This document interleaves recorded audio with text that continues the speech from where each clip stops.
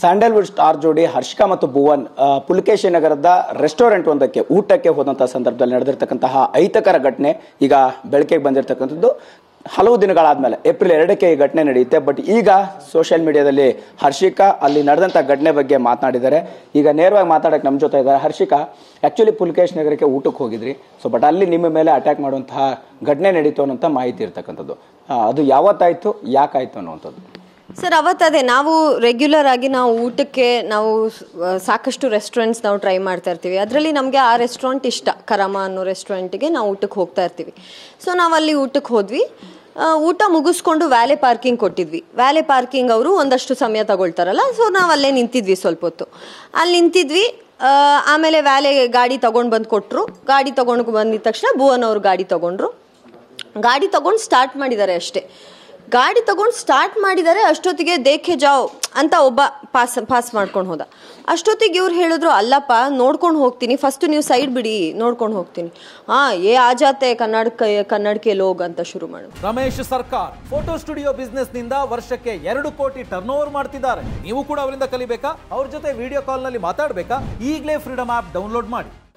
ಆಮೇಲೆ ಇವರು ಭುವನ್ ಅವರು ಅದು ಯಾವ ರೀತಿಯಲ್ಲಿ ಒಂದು ಅಂದರೆ ನಮ್ಮ ಕರ್ನಾಟಕದಲ್ಲಿ ನಾವು ಕನ್ನಡ ಮಾತಾಡಂಗಿಲ್ವಾ, ಅದ್ಯಾವ ರೀತಿಯಲ್ಲಿ ಏನಪ್ಪ ಏನು ನಿಂದು ಅಂತ ಕೇಳ್ಕೊಂಡಿದ್ದ ತಕ್ಷಣ ಶುರು ಮಾಡಿದ್ರಲ್ಲ ಒಂದೇ ಸತಿ ಬಂದು ಕಾಲರ್ ಹಿಡ್ಕೊಂಡು ದೇವರ್ ಟ್ರೈಂಗ್.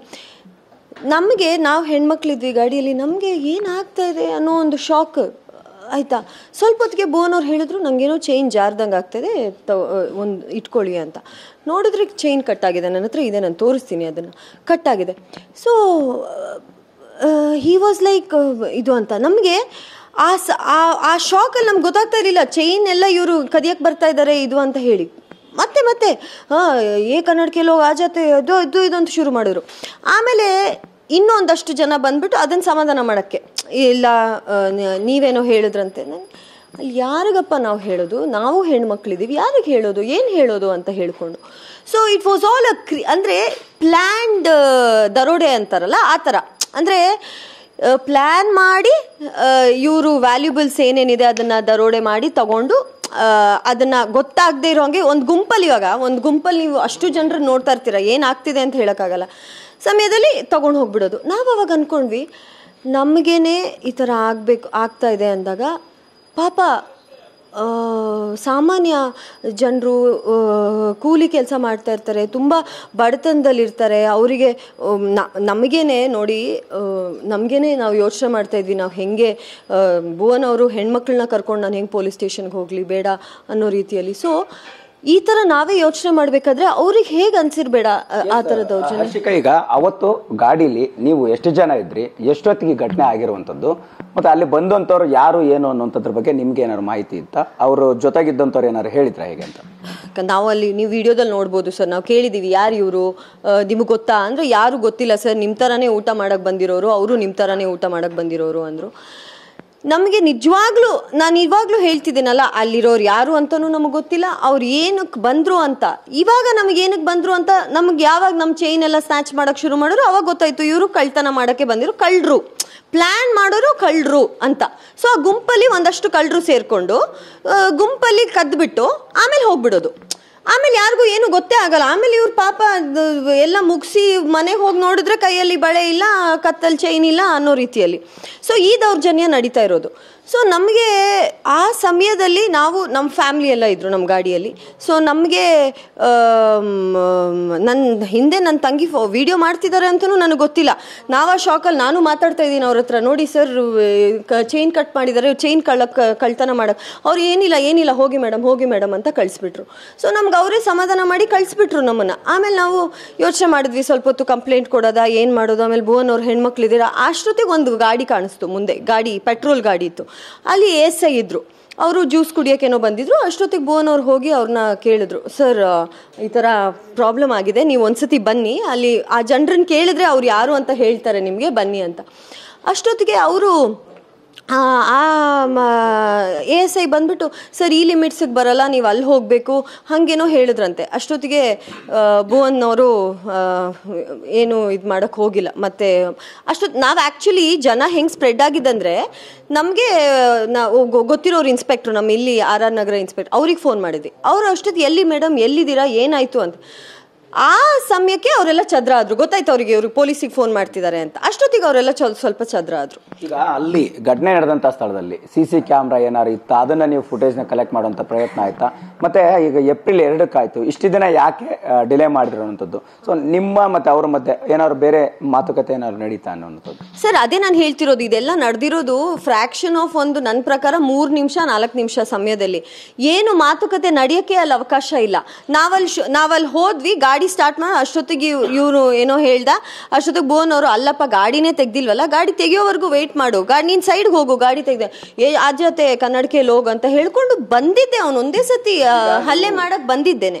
ನೀವು ಉಲ್ಲೇಖ ಮಾಡಿದ್ದೀರಾ, ಅಂದ್ರೆ ನಾವು ಕನ್ನಡ ಮಾತಾಡಿದ್ರಿಂದ ಈ ರೀತಿಯ ಘಟನೆ ಆಯ್ತಾ ಅನ್ನುವಂತ ಪ್ರಶ್ನೆ ಎದುರಾಗ್ತಾ ಇದೆ. ಸೊ ಅಂತ ಸಂದರ್ಭ ಕೂಡ ಆಯ್ತಾ? ಏನ್ ಮಾತಾಡಿದ್ರು? ಅದೇ ಫಸ್ಟು ದೇಖೆ ಜಾವ್ ವೈ ಅಂದ್ರು. ಅಷ್ಟೊತ್ತಿಗೆ ಇವ್ರು ಹೇಳಿದ್ರು, ಅಲ್ಲಪ್ಪ ನಾನು ಗಾಡಿ ತೆಗಿತಾ ಇದ್ದೀನಿ, ನೀನು ಸ್ವಲ್ಪ ಸೈಡಿಗೆ ಹೋಗು, ನಾನು ತೆಗಿತೀನಿ, ನಾನು ಇನ್ನೂ ತೆಗ್ದೇ ಇಲ್ಲ ಗಾಡಿ ಅಂತ ಹೇಳ್ಬಿಡು. ಆಜಾತೆ ಕನ್ನಡಕೆಲ್ಲೋ ಕೈಸೆ ಆಜಾತೆ ಅಂತ ಹೇಳ್ಕೊಂಡು. ಅಲ್ಲಪ್ಪ ನಮ್ಮ ಕರ್ನಾಟಕ, ನಾವು ಇಲ್ಲೇ ಹುಟ್ಟು ಬೆಳೆದಿದ್ದು, ನಮಗೆ ಎಲ್ಲೆಲ್ಲಿಂದನೋ ಬರ್ತಿದ್ಯಾ ಅಂತ ಅನ್ನೋ ರೀತಿ ನೀನು ಹೇಳ್ತಿದ್ಯಾ ಅಂತ ಹೇಳ್ಬಿಟ್ಟು. ಆದರೆ ಅದಕ್ಕೆ ಭುವನ್ ಅವ್ರು ಅಷ್ಟು ಇದು ಮಾಡಕ್ ಹೋಗಿಲ್ಲ. ಭುವನ್ ಅವ್ರಿಗೆ ಏನಂದ್ರೆ, ಏನು ಮಾತಾಡ್ತಾ ಇದೆಯಪ್ಪ ನೀನು, ಏನು ಮಾತಾಡ್ತಾ ಇದೆಯಾ? ಅವ್ರು ಅಷ್ಟೇನೆ, ಅವರು ನಾನು ನಿಜವಾಗ್ಲೂ ಅಷ್ಟು ತಾಳ್ಮೆ ಭುವನ್ ಅವರಲ್ಲಿ. ಅವ್ರು ಏನು ಒಂದು ಮಾತು ಇದು ಮಾಡಕ್ ಹೋಗಿಲ್ಲ, ಏನು ಬೇಡ ನೋಡು ಬೇಡ ಈ ಥರ. ಬಟ್ ಅವ್ರ ಮೇಲೇನೆ ಬೀಳ್ತಾ ಇದ್ರು, ಮೈ ಮೇಲೆ. ಅಂದರೆ ಕೈಯಲ್ಲಿ ಏನಾದರೂ ಇದೆಯಾ, ಕತ್ತಲ್ಲಿ ಏನಾದರೂ ಇದೆಯಾ, ಏನೇನೆಲ್ಲ ತೆಗಿಬಹುದು ಅನ್ನೋ ರೀತಿಯಲ್ಲಿ. ಈಗ ಫೈನಲಿ ಘಟನೆ ಆಯ್ತು ಅಂದ್ರೆ ಭುವನ್ ಅವ್ರಿಗೂ ಸ್ವಲ್ಪ ಸಣ್ಣ ಪುಟ್ಟ ಅಂದ್ರೆ ಗುರುತುಗಳಿದೆ, ಕೈ ಮೇಲೆ ತೆರೆಚಿರುವಂತ ಗಾಯಗಳಿದೆ. ಸೊ ಇದೆಲ್ಲ ಆದ ನಂತರ ಈಗ ನಿಮ್ಮ ನಡೆ ಏನು ಅಂತ? ಯಾಕಂದ್ರೆ ನೀವು ಹೇಳ್ತಾ ಇರೋದು, ನಮ್ಮಂತವ್ರಿಗೆ ಹಿಂಗಾದ್ರೆ ಸಾಮಾನ್ಯರ ಗತಿ ಏನು ಅಂತದ್ದು, ಶಕ್ತಿ ಇರುವಂತವ್ರೆ ಅದನ್ನ ನ್ಯಾಯ ಪಡೆಯೋಕೆ ಸಾಧ್ಯತೆ ಇಲ್ಲ ಅಂದ್ರೆ ಸಾಮಾನ್ಯರ ಗತಿ ಏನು ಅನ್ನೋಂಥದ್ದು. ನಾನು ಕೇಳೋದು ಇಷ್ಟೇನೆ, ನಾನು ಸರ್ಕಾರದಲ್ಲಿ ನಮ್ಮ ಪೊಲೀಸ್ ಅಧಿಕಾರಿಗಳಲ್ಲಿ ಕೇಳ್ಕೊಳ್ಳೋದಿಷ್ಟೇ. ಏನಂದ್ರೆ ನಮ್ಮ ದೇಶ ನಾವೆಲ್ಲ ಕಡೆ ಹೇಳ್ಕೊಂಡು ಬಂದಿರೋದೇನಂದ್ರೆ, ನಮ್ಮ ದೇಶದಲ್ಲಿ ಇರೋಷ್ಟು ಸೇಫ್ಟಿ ಎಲ್ಲೂ ಇಲ್ಲ. ನಮ್ಮಲ್ಲಿ ಎಲ್ಲ ರೀತಿಯಲ್ಲಿ ಹೆಣ್ಮಕ್ಳಿಗೆ ಸೇಫ್ಟಿ ಇದೆ, ಎಲ್ಲ ಸೇಫ್ಟಿ ಇದೆ ಅಂತ ನಾವೇ ಪ್ರಚಾರ ಮಾಡ್ಕೊಂಡು ಹೋಗ್ತೀನಿ. ಇನ್ಫ್ಯಾಕ್ಟ್ ನಾನು ವಿಮೆನ್ ಸೇಫ್ಟಿ ಬಗ್ಗೆ ಮಾತಾಡ್ತೀನಿ. ಆ ಥರ ಇರಬೇಕಾದ್ರೆ ನಮಗೆ ಈ ಥರ ನಡೆದಾಗ, ದೌರ್ಜನ್ಯ ನಡೆದಾಗ ಅದು ಸರಿಯಲ್ಲ. ಸೊ ನನ್ನ ಪ್ರಕಾರ ಈ ಥರದ ಘಟನೆಗಳು ಇನ್ನು ಮುಂದೆ ಆಗದೇ ಇರೋ ರೀತಿಯಲ್ಲಿ ನಮ್ಮ ಸರ್ಕಾರನೂ ನೋಡ್ಕೋಬೇಕು, ಪೊಲೀಸ್ ಡಿಪಾರ್ಟ್ಮೆಂಟು ನೋಡ್ಕೋಬೇಕು. ಯಾಕಂದರೆ ಈ ಗುಂಪಲ್ಲಿ ಬಂದು ಅಡ್ವಾಂಟೇಜ್ ತಗೊಳ್ಳೋದಿದೆಯಲ್ಲ, ಅದಿದೇನೆ, ಅದು ನಡಿಬಾರ್ದು ಅಂತ ಹೇಳಿ ನಾವು ಇದನ್ನ ಮೆನ್ಷನ್ ಮಾಡ್ತೀವಿ. ಮೇಡಮ್, ಫೈನಲಿ ಈಗ ನೀವು ಕೂಡ ಕಾನೂನಿನ ಕ್ರಮಕ್ಕೆ ಏನಾದ್ರು ಮುಂದಾಗುವಂತ ಸಾಧ್ಯತೆಗಳಿದೆಯಾ? ಜೊತೆಗೆ ಆ ಗುಂಪು ಯಾರು ಏನು ಅಂತ ಪತ್ತೆ ಹಚ್ಚೋ ಕೆಲಸ ಪೊಲೀಸ್ ಡಿಪಾರ್ಟ್ಮೆಂಟ್ ಏನಾದ್ರು ಆಗ್ತಾ ಇದೆಯಾ? ಏನ್ ಬೆಳವಣಿಗೆಗಳಾಗ್ತಿದೆ? ಖಂಡಿತ ಆಗ್ಬೇಕು. ನಾವಂತೂ ಅವ್ರ ಫೋಟೋನ ನೀಟಾಗಿ ಮೆನ್ಷನ್ ಮಾಡಿ ಹಾಕಿದೀವಿ. ಸೊ ಪೊಲೀಸ್ ಅಧಿಕಾರಿಗಳು ಖಂಡಿತ ಅವ್ರನ್ನ ಕಂಡಿಡಿಬೇಕು. ಯಾಕಂದ್ರೆ ನಮ್ಮ ಹತ್ರ ಮಾಡಿರೋ ಹಾಗೆ ಇನ್ನು ಎಷ್ಟೋ ಜನರ ಹತ್ರ ದೌರ್ಜನ್ಯ ನಡೆದಿರ್ಬೋದು. ತುಂಬಾ ಇನ್ನು ಎಷ್ಟೋ ಜನ ಹೇಳ್ತಾರೆ, ಅಲ್ಲಿಗೆಲ್ಲ ಹೋದಾಗ ಒಂದೇ ಸತಿ ಗುಂಪು ಸೇರ್ಕೊಂಡು ಹಲ್ಲೆ ಮಾಡ್ತಾರೆ, ಏನು ಹೇಳಕ್ಕಾಗಲ್ಲ, ಹೆದರ್ಕೊಬಿಡ್ತೀವಿ ನಾವು, ಸುಮ್ಮನೆ ಹೆದರ್ಕೊಂಡು ಬರಬೇಕು ನಾವು ಅಂತ ಹೇಳಿ. ಬಟ್ ಅದಾಗಬಾರ್ದು ನನ್ನ ಪ್ರಕಾರ, ಆಯ್ತಾ? ಎಲ್ಲರಿಗೂ ಒಂದು ನಮ್ಮ ಕರ್ನಾಟಕದಲ್ಲಿ ಒಂದು ಡೆಮೋಕ್ರೆಟಿಕ್ ಜಾಗದಲ್ಲಿ ನಾವಿದ್ದಾಗ ಎಲ್ಲರಿಗೂ ಒಂದು ಹೇಳೋ ಅಂತ ಹಕ್ಕಿದೆ, ಎಲ್ಲರಿಗೂ ಮಾತಾಡೋ ಹಕ್ಕಿದೆ. ಯಾರನ್ನೂ ಗುಂಪಲ್ಲಿ ನೀವು ಬಂದು ಅಟ್ಯಾಕ್ ಮಾಡೋದಾಗ್ಲಿ, ಹಿಂಸೆ ಮಾಡೋದಾಗ್ಲಿ ಮಾಡಬಾರ್ದು. So this is not right ಅಂತ. ಈಗ ಫೈನಲಿ ಏಪ್ರಿಲ್ 2ಕ್ಕೆ ಆಯ್ತು, 19ನೇ ತಾರೀಕು ನೀವು ರಿವೀಲ್ ಮಾಡಿದ್ರಿ, ಯಾಕೆ ಅನ್ನುವಂಥದ್ದು. ಜೊತೆಗೆ ನಿಮ್ಮ ನಡೆ ಏನು ಅಂದ್ರೆ, ಈಗ ಕಾನೂನು ಕ್ರಮಕ್ಕೆ ನೀವು ಮುಂದಾಗ್ತೀರಾ ಅಥವಾ ಈ ಸೋಷಿಯಲ್ ಮೀಡಿಯಾದಲ್ಲಿ ಕೊಟ್ಟಿರ್ತಕ್ಕಂಥ ಮೆಸೇಜ್ ಮೂಲಕನೇ ಪೊಲೀಸರು ಪತ್ತೆ ಹಚ್ಚಬೇಕಂತ ಹೇಳ್ತಾ ಇದ್ರೆ ಹೇಗೆ ಅಂತ? ಸರ್ ಏನು ಗೊತ್ತಾ, ನಾವು ಕಾನೂನಿನ ಮೊರೆ ಹೋಗಿರೋದು, ನಾನಿವಾಗ ಪೋಸ್ಟ್ ಮಾಡಿರೋದೇನೆಂದರೆ ಜಾಗೃತಿ ಮೂಡಲಿ, ಜನರಿಗೆ ಗೊತ್ತಾಗಲಿ, ದೌರ್ಜನ್ಯ ಈ ಥರದ್ದೆಲ್ಲ ನಡೆಯುತ್ತೆ, ಈ ರೀತಿಯಲ್ಲೆಲ್ಲ ಕಳ್ತನ ಆಗುತ್ತೆ, ಈ ರೀತಿಯೆಲ್ಲ ನಿಮ್ಮ ಮೇಲೆ ಹಲ್ಲೆ ಆಗ್ಬೋದು, ಎಚ್ಚರಿಕೆ ಅಂತ ಹೇಳಿ ನಾನು ಮೆಸೇಜ್ ಹಾಕಿದ್ದೀನಿ. ಕಾನೂನಿನ ವಿಷಯ ಎಲ್ಲ ನಾನು ಖಂಡಿತ ಭುವನ್ ಅವ್ರ ಹತ್ರ ಡಿಸ್ಕಸ್ ಮಾಡಿ ನಾವು ಕೇಸ್ ಕೊಡೋದು. ಬಿಕಾಸ್ ಅವತ್ತೇನೆ ನಾವು ಎಲ್ಲ ಹೆಣ್ಮಕ್ಳು ಗಾಡಿಯಲ್ಲಿ ಇದ್ವಿ ಅಂತ ಭುವನ್ ಅವ್ರು ಬೇಡ ಅಂದರು. ಸೊ ನಾವು ಖಂಡಿತ ಈಗ ಯೋಚನೆ ಮಾಡ್ತೀವಿ ಸರ್ ಅದ್ರ ಬಗ್ಗೆ. ಇಲ್ಲ, ಕಂಪ್ಲೇಂಟ್ ನಾವು ಕೊಟ್ಟಿಲ್ಲ. ನಾವು ಅದೇ ಅಲ್ಲಿ ASIಗೆ ಇನ್ಫಾರ್ಮ್ ಮಾಡಿದ್ವಿ. ಅವರು ಅಷ್ಟೇನು ಸೀರಿಯಸ್ ಆಗಿ ತಗೊಂಡಿಲ್ಲ. ಅವ್ರ ಪಾಡಿಗೆ ಜ್ಯೂಸ್ ಕುಡ್ಕೊಂಡಿದ್ರು, ಅವ್ರೇನು ಸೀರಿಯಸ್ ಆಗಿ ತಗೊಂಡಿಲ್ಲ. ಸರ್ ಈ ಲಿಮಿಟ್ಸಿಗೆ ಬರುತ್ತೆ, ಅದು ಇಲ್ಲಿ ಲಿಮಿಟ್ಸಿಗೆ ಬರುತ್ತೆ ಅಂದರು. ಆಮೇಲೆ ಭುವನ್ ಅವರು ಸ್ವಲ್ಪ ಹೊತ್ತು ಗಾಡೀಲಿ ಕೂತ್ಕೊಂಡು, ಆಮೇಲೆ ನಾವೆಲ್ಲ ಹೆಣ್ಮಕ್ಳಿದ್ವಲ್ಲ, ಆಯಿತು ಬಿಡಿ ಇನ್ನೇನು ಮಾಡೋದು ಹೋಗೋಣ ಅಂತ ಹೇಳಿ ಮತ್ತು ಫ್ಯಾಮಿಲಿ ಹತ್ರ ಎಲ್ಲ ಡಿಸ್ಕಸ್ ಮಾಡಿ ಎಲ್ಲರೂ ಅದೇ ಅಲ್ವಾ, ಏನಂದರೆ ಫ್ಯಾಮಿಲಿ ಎಲ್ಲರಿಗೂ ಏನಂದರೆ ಈಗ ಹೊಸದಾಗಿ ಮದುವೆ ಆಗಿದ್ದಾರೆ ಆರಾಮಾಗಿರಲಿ ಅನ್ನೋದೇ ಹೊರತು ಅವ್ರು ಬೇರೆ ಏನೋ ಅವ್ರಿಗೆ ಯೋಚನೆ ಮಾಡೋಕ್ಕಾಗಲ್ಲ.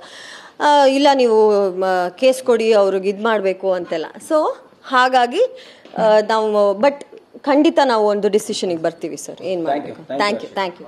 ಎಸ್, ಇದಿಷ್ಟು ನಟಿ ಹರ್ಷಿಕಾ ಪೂಣಚ್ಚ ಅವರ ಮಾತಾಗಿರ್ತಕ್ಕಂಥ ಅವತ್ತೇ ಘಟನೆ ನಡೆದಂತಹ ಸಂದರ್ಭದಲ್ಲಿ ನಾವು ಅಲ್ಲಿರುವಂತಹ ಪೊಲೀಸರಿಗೆ ಆ ಮಾಹಿತಿಯನ್ನು ರವಾನಿಸುವಂತ ಪ್ರಯತ್ನ ಮಾಡಿದ್ವಿ. ಬಟ್ ನಂತರ ದಿನಗಳಲ್ಲಿ ಯಾವ ರೀತಿ ಒಂದು ಕಾನೂನು ಕ್ರಮಕ್ಕೆ ಮುಂದಾಗಬೇಕು ಅನ್ನೋದ್ರ ಬಗ್ಗೆ ಆಲೋಚಿಸ್ತೀವಿ ಅನ್ನೋ ಮಾತನ್ನ ಹೇಳಿರ್ತಕ್ಕಂಥದ್ದು. ಕ್ಯಾಮ್ರಾ ಪರ್ಸನ್ ಬಾಲಾಜಿ ಜೊತೆ ಮಾಲ್ತೇಶ್ ಟಿವಿ 9 ಬೆಂಗಳೂರು.